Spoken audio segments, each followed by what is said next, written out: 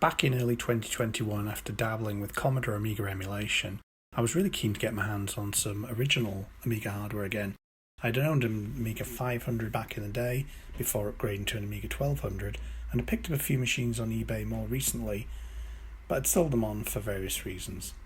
I got this Amiga 600HD model from eBay, and it was more expensive than I was hoping to pay, around £150 plus postage, but it was pictured working, looked in good condition, very clean, with no yellowing of the case, and it came with some nice accessories including the working joystick, mouse, power supply, discs and games. I was also hoping it had a working hard drive as it was a HD model, but as I suspected, the hard drive didn't work. It did still have the protective film on the badge though. Opening up the Amiga, I would have to say this is the cleanest looking Amiga motherboard I think I've ever seen. I had briefly owned a couple of Amiga 600s that I got off eBay, but they weren't in this sort of condition, with boot problems, faulty keyboards, and various video issues. Like most Amiga 600s, 1200s, 4000s and CD32s, this one suffered from leaky capacitors, which you can see here on some of the pads.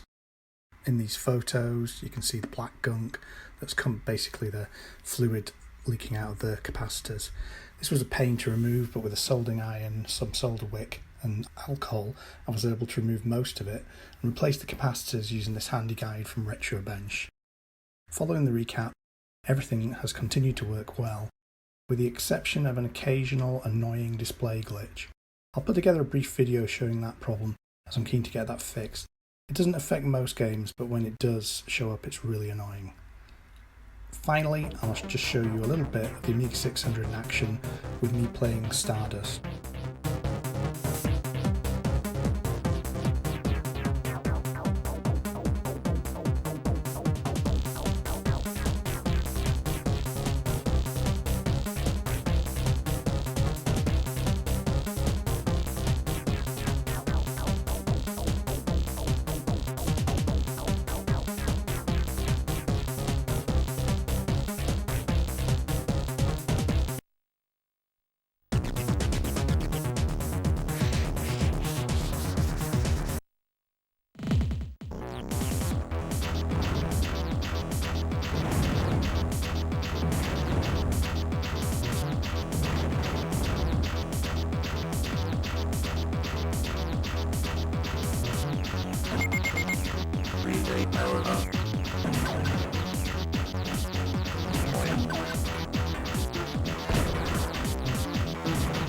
I'll do a more in-depth video of some upgrades installed in the 600 at a later date, but for now, thanks for watching.